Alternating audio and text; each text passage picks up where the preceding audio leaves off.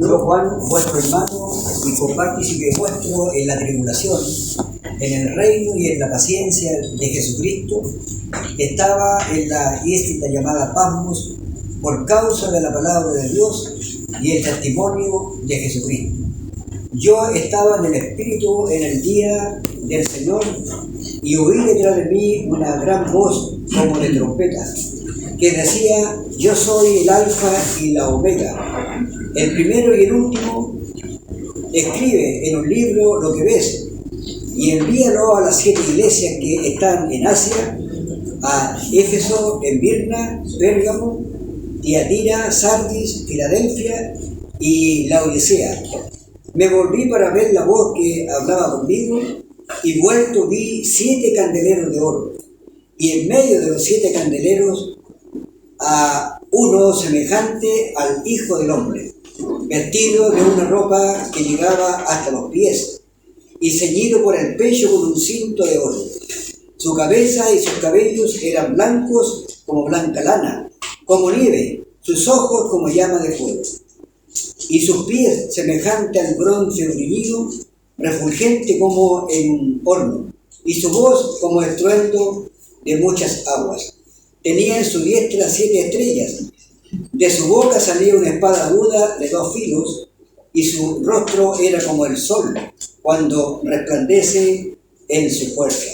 Cuando le vi, caí como muerto a sus pies, y él puso su diestra sobre mí, diciéndome: no temas, yo soy el primero y el último, y el que vivo y estuve muerto, mas he aquí que vivo por los siglos de los siglos. Amén. Y tengo las llaves de la muerte y del Hades. Escribe las cosas que has visto, y las que son, y las que han de ser después de estas. El misterio de las 7 estrellas que has visto en mi diestra, y de los 7 candeleros de oro. Las 7 estrellas son los ángeles de las 7 iglesias, y los 7 candeleros que has visto son las 7 iglesias. Gracias.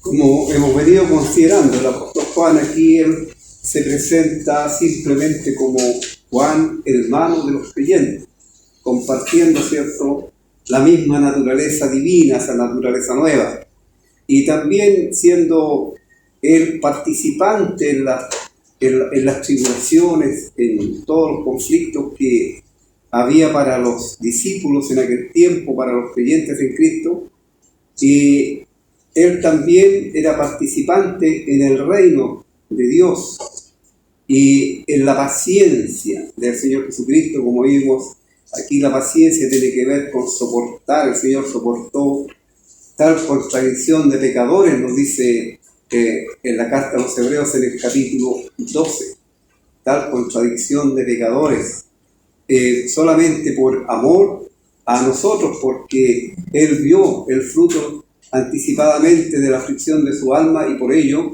Él soportó todo el oprobio. Así también tiene que ver con el soportar con paciencia, ¿cierto?, bajo presión, los ataques de Satanás. Ya hemos hablado de la isla de Patmos, donde él fue desterrado, el apóstol Juan, por causa de la palabra de Dios y del testimonio del Señor Jesucristo. Y en el versículo 10 dice: yo estaba en el Espíritu en el día del Señor. Y aquí, como dijimos, Espíritu está con mayúscula, pero realmente es el Espíritu de Juan. Y hay 2 formas de que se han entendido esta verdad. No vamos a ser ni dogmáticos, ni vamos a estar contradiciéndonos, sino solamente mencionamos esas 2 formas.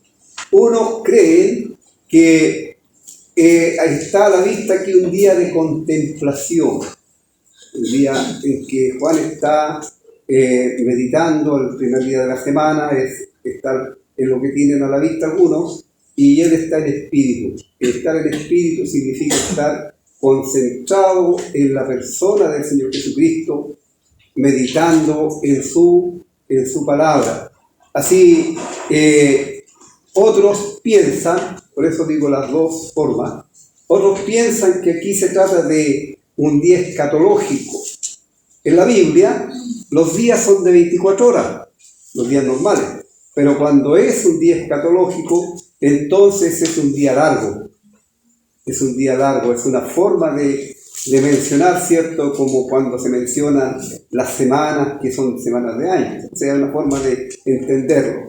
Así, esas dos formas son las que se ven en los eruditos, en las escrituras. Así lo vamos a dejar de esa forma para que cada uno estudie y se motive para ir a las escrituras y encontrar el contenido de la palabra de Dios. Él escucha detrás de él una gran voz como de trompeta.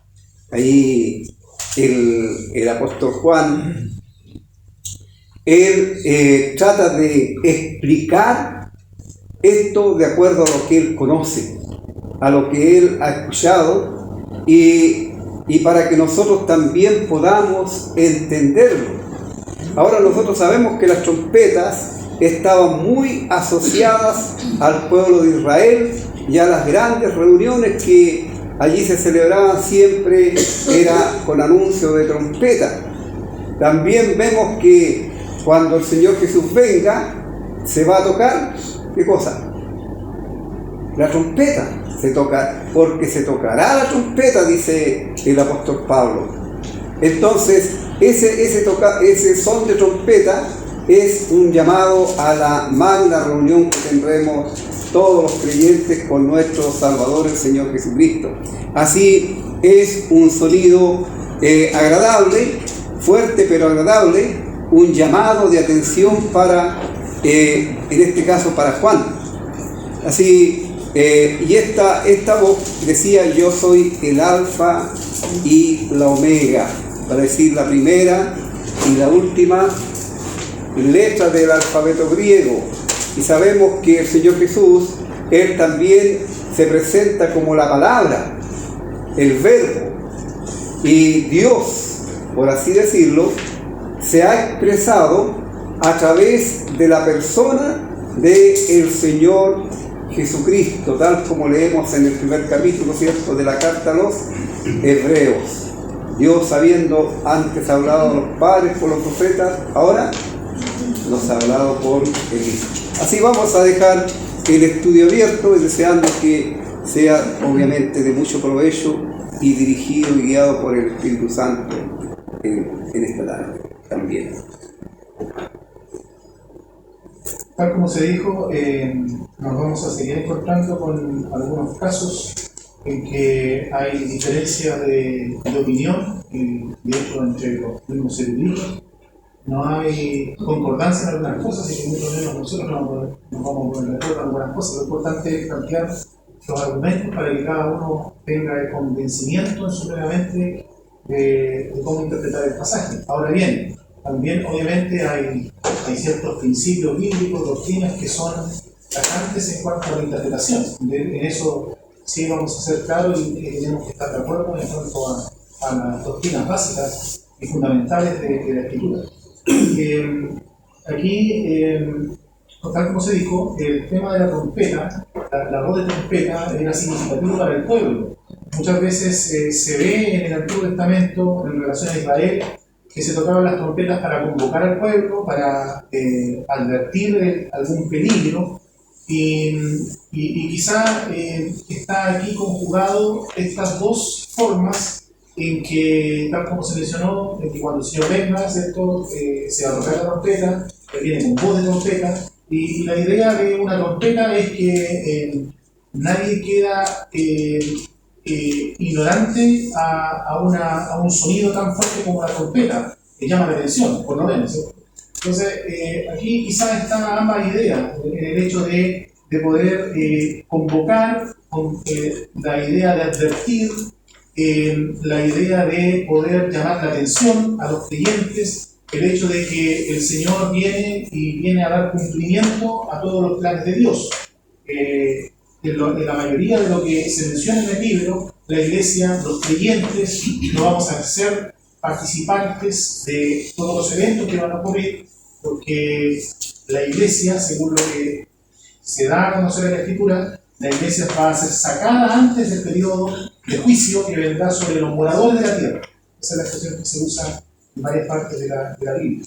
Va a ser sacada de este mundo y vendrán los juicios. Por lo tanto, es un llamado también de advertencia para aquel que no es de Cristo, para aquel que no es salvo, de que el tiempo viene, el tiempo está cerca, dice el verso 3 al final, porque el tiempo está cerca, Cristo viene y viene muy pronto a buscar los suyos, y una vez que arrebate su iglesia, se desencadenarán en este mundo los juicios que vendrán y que está directamente relacionado con lo que Juan va a ver en visión acerca del Hijo del Hombre, cómo este Hijo del Hombre viene con una espada de dos filos que sale de su boca. Ya no viene como fue su primera venida como Salvador, ahora viene a juzgar a aquel que no obedeció el Evangelio. Por lo tanto, el llamado es ahora, a que atienda el llamado que Cristo hace por salvación. Por lo tanto, la voz como de trompeta, ¿cierto? Este sonido de estruendo, es alguien que dice: yo soy el alfa y la omega, el primero y el último. Ya vimos que esta persona es la persona de Cristo, como lo va a ver después en la visión, y como dice en el verso 18,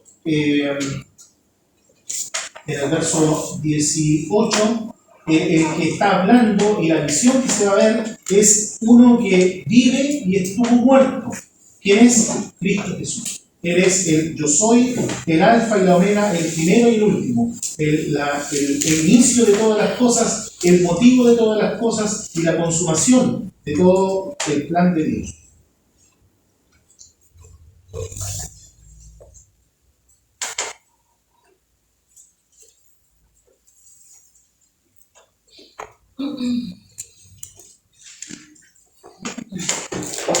Bueno, aquí tenemos una revelación directa de Jesucristo, nuestro Señor, el personaje central de toda la revelación bíblica.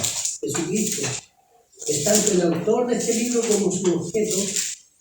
El Apocalipsis está llena de su alabanza. Su propósito es mostrar el poder y el señorío y la gloria de Él.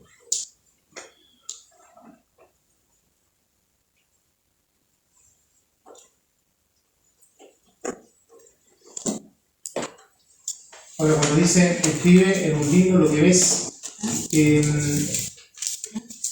fue importante para Dios, así como lo fue el Antiguo Testamento, dejar un testimonio escrito, ¿ya? Más que hablado, ¿ya? Porque finalmente un testimonio hablado no perdura mucho en el tiempo, ¿ya? Por eso es que Juan aquí se le dice que escriba, y que escriba en un libro todo lo que ve y enviarlo a las 7 iglesias. Hay 12 órdenes en cuanto a esto, 12 menciones donde se le dice a Juan que escriba.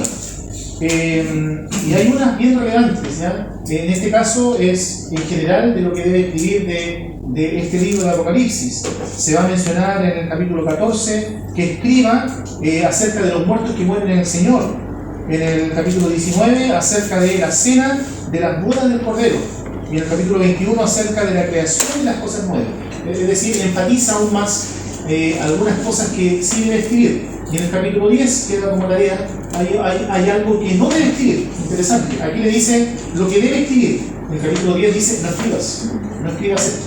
Entonces, lo otro que quería decir es lo siguiente. El texto original del Apocalipsis, el texto que escribió Juan, esa hoja, ese papiro original ya no existe.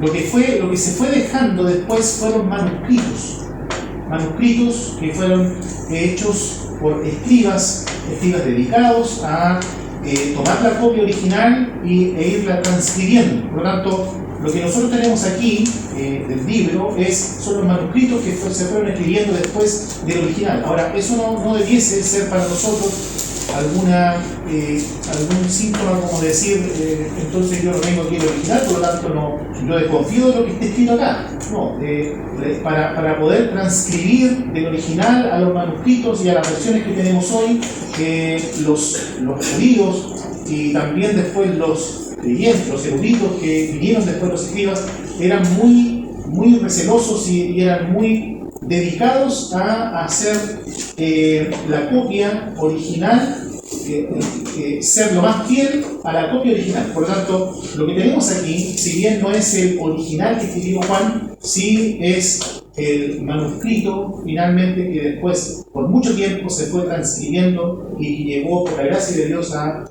nuestras manos. Es interesante que aquí el Señor ordena a Juan que escriba. ¿Por qué? Porque un mensaje entregado solamente de palabras luego se olvida o se tergiversa. Nosotros sabemos, es cierto, en algunas empresas a veces se hace el ejercicio de entregar un mensaje, cuando llega a la 10ª persona no es ni la sombra de lo que inicialmente se dijo.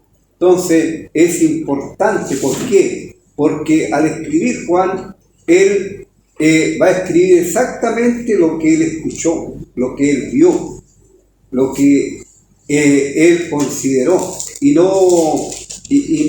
eso no va a ser algo que nosotros podamos imaginarnos, sino algo que estamos contemplando en la palabra de Dios. Y ahora el propósito es que allí en las iglesias de Asia ellos lean lo que Juan ha visto y ha escrito. Esa es la voluntad del Señor. Y estaba pensando en contraste a lo que pasó con Daniel. Si nosotros leemos en el último capítulo de Daniel, la orden es sella las palabras hasta el fin. O sea, tenía que Daniel sellar esas palabras hasta el fin. En cambio aquí está la orden que él lo envíe a las 7 iglesias que están en Asia. Ahora, sabemos nosotros que el número 7 es un número de la perfección, es el número de Dios, no el número de hombre. Y aquí se mencionan, y como más adelante se van a ver cada una de estas iglesias que están aquí mencionadas. Me gustaría hacer una aplicación, porque lleva un orden estos versículos bien especial, para que lo apliquemos también. Yo sé que algunos hermanos lo hacen, pero si algún hermano no lo hace, para que vea que sí se puede hacer el hecho de escribir. El orden es primero estar en el Espíritu. Estar en el Espíritu, esto puede ser meditar en el Señor, estar en oración, leer la palabra del Señor. Y obviamente cuando uno está en el Espíritu va a estar escuchando la voz de Dios. ¿Y cómo puede escuchar la voz de Dios? A través de la palabra. Y hay hermanos entonces que después de orar, de leer la palabra, toman una hojita, un lápiz y escriben lo que les llamó la atención del versículo. Pueden leer un capítulo completo y escriben algo que les llamó la atención, una meditación, y lo comparten con los demás. Esa sería una pequeña aplicación, que aquí Juan también, estando en el Espíritu, oye la voz de Dios y escribe lo que Dios le ha comunicado. En el día de hoy también hay hermanos que hacen lo mismo. Estando en el Espíritu, ellos escriben algo que el Señor le ha comunicado y es de beneficio para otros hermanos. Y respecto a las 7 iglesias, aquí, bueno, dice Asia, lo vimos la otra vez, esa es la zona de Turquía.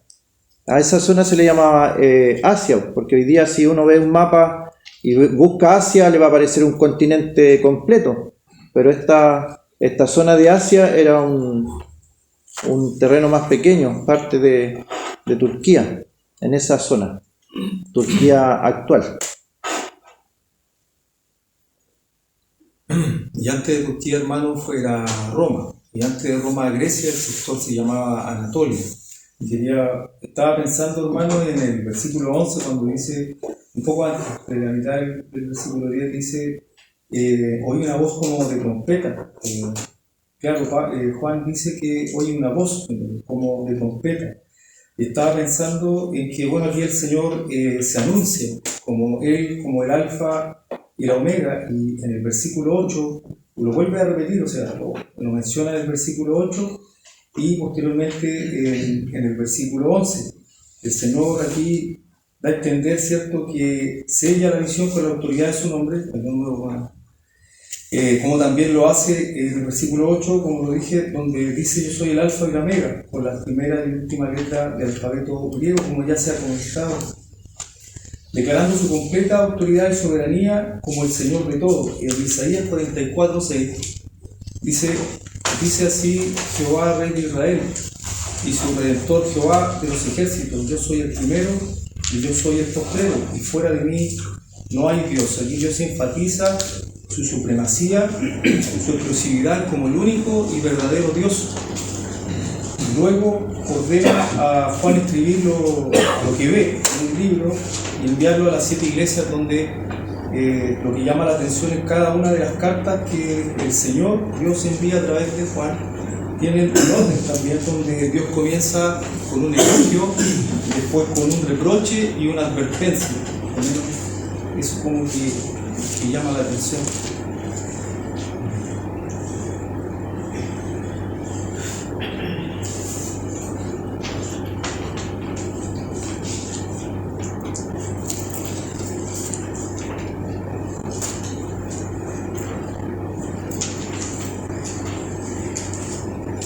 Bueno, y un detalle igual de la iglesia, porque envíalo a las 7 iglesias que están en Asia y nombra las iglesias. Aquí podemos ver que pudo haberse escrito una carta solamente, y esa misma carta repartirla a las 7 iglesias. Pero ¿qué es lo que hace el Señor? Una carta para cada iglesia. ¿Qué nos muestra eso? Y como se dijo, cada iglesia era diferente, y en el día de hoy también. No podemos pretender que cada una de las iglesias, por ejemplo, aquí en la zona hay varias iglesias, que cada una de las iglesias sea igual. Por distintas razones tenemos la misma doctrina, pero en algunas cosas nos diferenciamos. Y cuando veamos luego en el capítulo 2, vamos a ver que cada una de estas iglesias tenía cosas positivas y negativas. La naturaleza humana a veces nos hace ver siempre, esto está comprobado obviamente, lo negativo en nuestra congregación y lo positivo en otras congregaciones.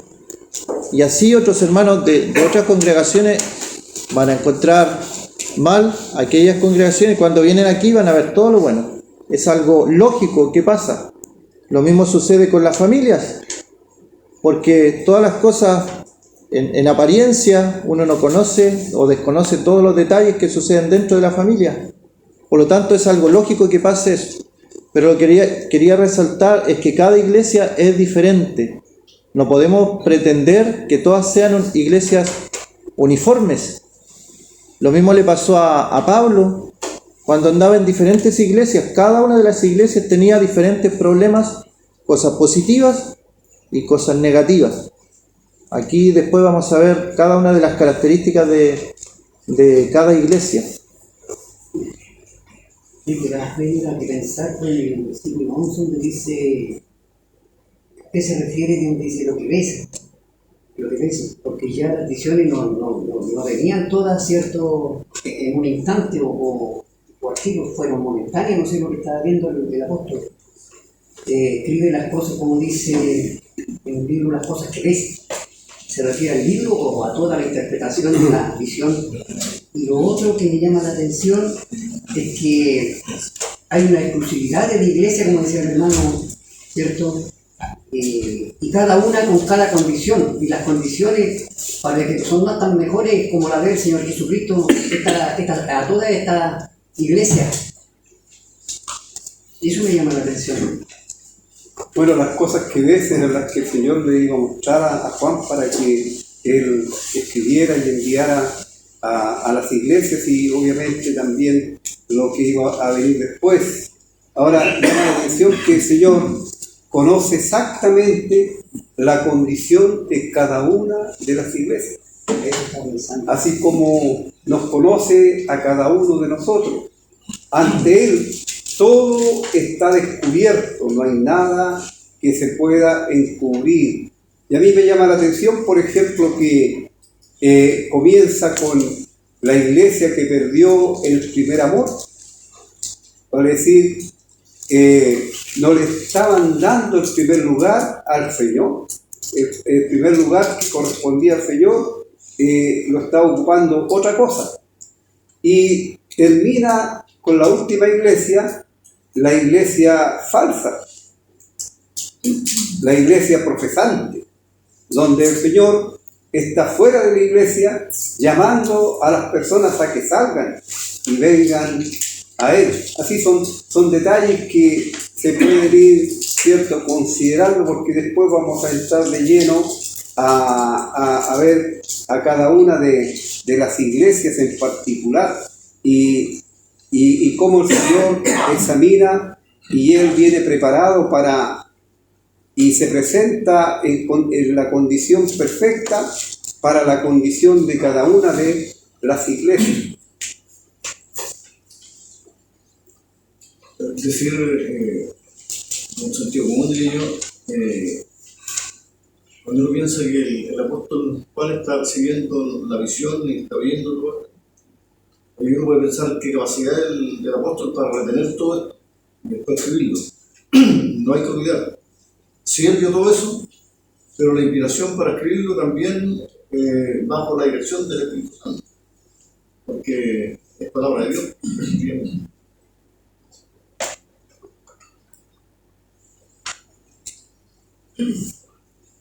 El verso 12 dice, me volví para ver la voz. Generalmente uno oye una voz, no ve una voz. Aquí la idea es para ver obviamente quién está emitiendo la voz. Y lo interesante de acá es que cuando se vuelve para ver la voz, la escucha a sus espaldas, pero que se ve y vuelto, no dice que vio al Hijo del Hombre, que es el que le estaba hablando. Después dirá que el que estaba hablando en realidad era el Hijo del Hombre. Pero a quien ve primero son esta escena de 7 candeleros de oro. 7 candeleros de oro. Que, bueno, y la interpretación la tenemos aquí mismo, ¿no? En realidad, en el verso 20 al final dice, como ya se ha mencionado, que los 7 candeleros que has visto son las 7 iglesias. Por lo tanto, cada candelero representa a una de estas 7 iglesias y por supuesto lo podemos aplicar a cada iglesia local. Cada iglesia local es vista por el Señor como un candelero de oro. Ahora, ¿qué me deja a mí el hecho de que Él igual se ve y lo que ve primero son los candeleros más que ver primero al Hijo del Hombre? Es que las iglesias lo que deben hacer es dar un testimonio fiel acerca de Cristo. Por eso que dice, me volví a ver la voz que hablaba conmigo y vuelto vi, ¿qué es lo que ve? 7 candeleros de oro. La iglesia está puesta para poder reflejar, para dar a conocer a la persona de Cristo. Y debe ser lo más fiel posible en cuanto a aquello. Ahora, yo me sumo a lo que ya se habló acerca de que cada iglesia es vista como un candelero y pensaba lo mismo acerca de lo que está diciendo Luis, de los problemas, pero en este sentido. La iglesia en Éfeso, como se dijo, había dejado su primer amor. Inclusive estaba expuesta a que podía ser quitado su candelero. La iglesia en Pérgamo, ella estaba reteniendo la doctrina de Balaam. Y así uno puede seguir con las cosas terribles que estaban ocurriendo en cada iglesia. Pero tengo en Tiatira, toleras a esa mujer Jezabel que se dice profetiza. El mismo la Odisea, te vomitaré de mi boca. Pero seguían siendo candeleros de oro. Seguían siendo un testimonio en una iglesia, en una ciudad. ¿A qué voy yo? Tal como se dijo, no existen las iglesias perfectas, porque las iglesias están compuestas por personas, por nosotros, que cometemos errores, que caemos en pecado. Por lo tanto, no hay iglesia perfecta. Pero para Dios sigue siendo preciosa una iglesia que da testimonio acerca de Cristo. Y uno puede ver, lo dejo como tarea para no hablar todo yo, un candelero. Piensen en un candelero, ¿cómo es? ¿Y qué características tiene un candelero? ¿Y de qué forma lo representa esa característica a una iglesia local? Hugo, ¿tenías algo? Algunas cosas que se venían arrastrando y me llamaron la atención en la fecha anterior. Y en el fondo el día que aparece acá es un día de 24 horas con definición. Y como te digo, esto se escribió en un lenguaje antiguo. De hecho acá dice que lo escribe en un libro, pero la palabra original es, bueno, no conocía los libros, es en un rollo, en un pergamino, ¿ya? Y envíalo a las 7 iglesias que están en Asia. Y se le llama al apóstol para que escriba lo que ves, pero en el original es lo que está viendo.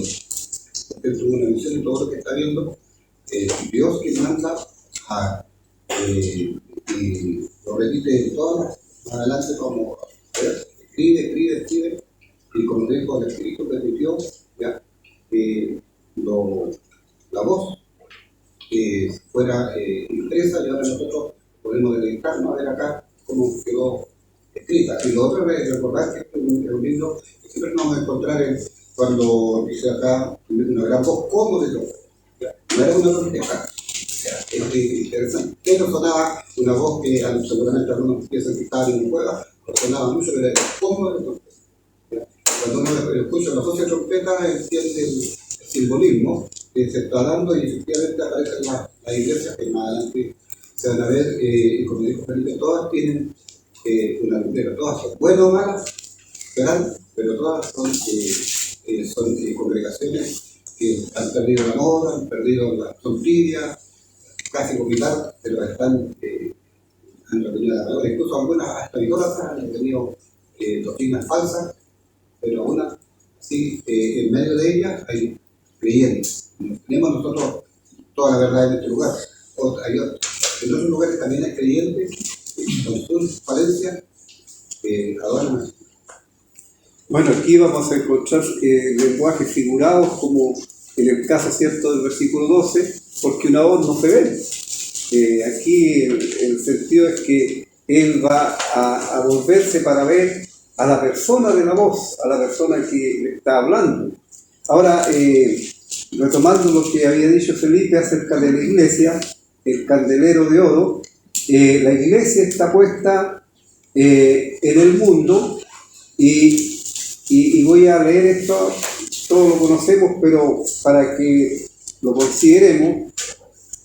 Dice el apóstol Pablo a Timoteo en su primera carta, en el capítulo 3 y versículo 15, para que si tardo sepas cómo debes conducirte en la casa de Dios, que es la iglesia del Dios vivo, o del Dios viviente, dice aquí. Y esta iglesia del Dios viviente es columna y baluarte de la verdad. Como columna, mantiene en alto la verdad. ¿Cuál verdad? La verdad de las Escrituras, la palabra de Dios. Y como baluarte, obviamente defiende esta misma verdad. Así como también Judas, ¿cierto? Cuando estudiamos el libro de Judas, leímos, ¿cierto?, que el creyente defienda la doctrina que se nos ha sido entregada por la voluntad de Dios a través de el Espíritu Santo. Así, la iglesia también la vemos como lumbrera en las Escrituras. Y yo creo que va a ser muy enriquecedor el seguir estudiando este libro, por cierto, y cuando estudiemos a cada una de las iglesias en particular. Así vamos a pedir a un hermano que nos encomiende, y el próximo miércoles vamos a continuar del versículo 13 en adelante.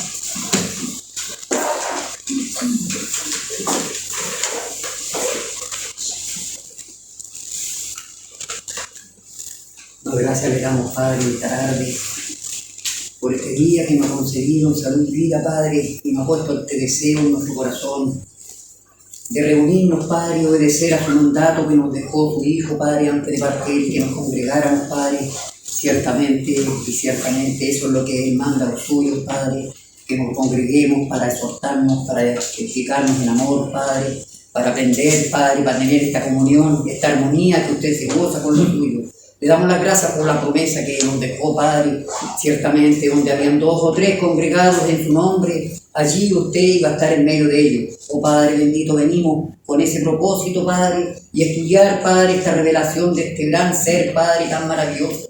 Su Hijo amado, Padre, que estuvo dispuesto, Padre, a venir a esta tierra, Padre, para hacer su voluntad. Gracias por este ser, Padre, que quiso venir y no puso ninguna condición, Padre. Estuvo dispuesto, Padre, sabiendo lo que le esperaba. Bendito Padre, cómo tener esta gratitud y agradecerle, Padre. Y ciertamente este ser que nos enseña que jamás puso, Padre, la mirada en esta tierra. Ciertamente no aspiró nada de este mundo. Oh Padre bendito, jamás entenderemos este ser tan maravilloso, Padre, que haya pisado esta tierra manchada por el pecado. Bendito Padre, a eso venimos, tu Hijo, Padre, porque vio nuestra condición que nos esperaba, la eternidad, Padre, pasarla a aquel lugar de tinieblas, Padre, donde jamás el hombre tendrá oportunidad de salir de ahí. Padre bendito, gracias porque un día nos encontró. Gracias, Padre, porque usted se ha revelado, Padre. Y pensamos cuando anduvo en esta tierra, Padre, cuando aquella mujer, Padre, le pidió agua de beber. Si conocieras el don de Dios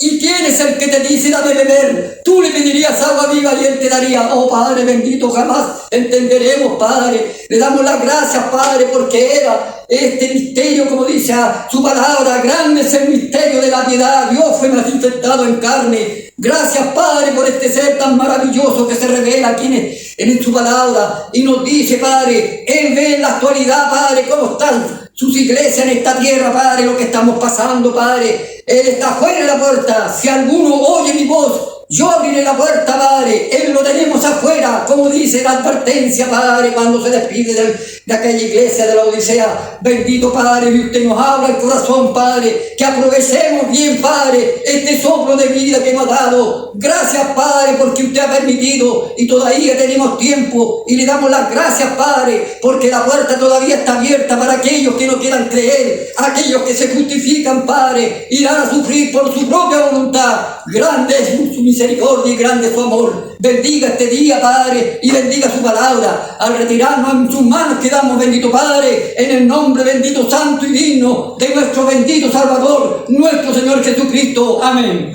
Amén.